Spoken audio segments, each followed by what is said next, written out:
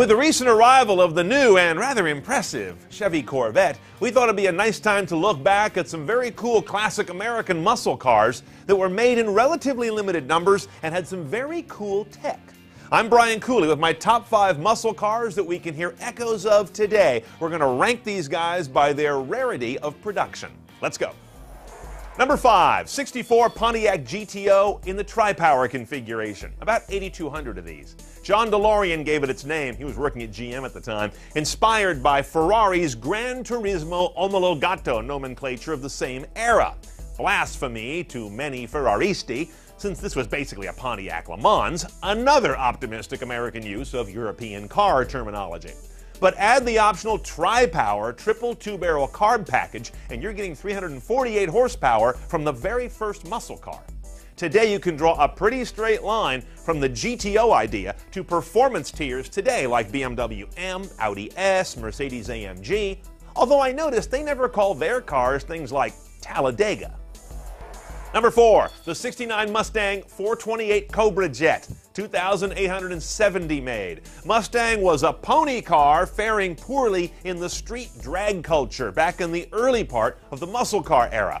So Ford made up for it by wedging their 428 big block into that car and topping it with the freer breathing heads from the even more impressive 427 engine. They also gave it a ram air scoop, bigger intake valves, all of this foreshadowing the theme today of working on freer breathing engines for faster running.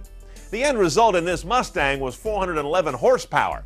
And those same physics lessons that it brought to the market underlie today's trend toward things like air intake kits. So I'm afraid nothing will make your Mitsubishi sound like an R-code Mustang. Number 3, 68 Dodge Charger RT Hemi. 467 copies. 68 was the first year for the Charger in its Coke bottle shape with that wide inset grille, still fresh looking today. You know this guy as the bad guy's badass car in the chase scene from Bullitt. Now when you add the 426 Hemi option, that's where the badass part came from. 425 horsepower, 490 foot-pounds of torque. Hemi refers to the fact the engine had hemispherical combustion chamber roofs. Other engines did and do, but nobody markets it like Chrysler. Number 2, the 69 Camaro ZL1. Just 69 were made. This ZL1 was created by speccing a rather arcane factory option code called Copo 9560. That added a $4,000 427 V8 to a $2,200 car. It made over 500 horsepower and did 0 to 60 on slippery old-school tires in a still impressive today 5.3 seconds. By the way, those optional ZL1 engines were hand-built in what was basically a clean room overseen by none other than one Zora Arkus Duntov, the head engineer of the Vet.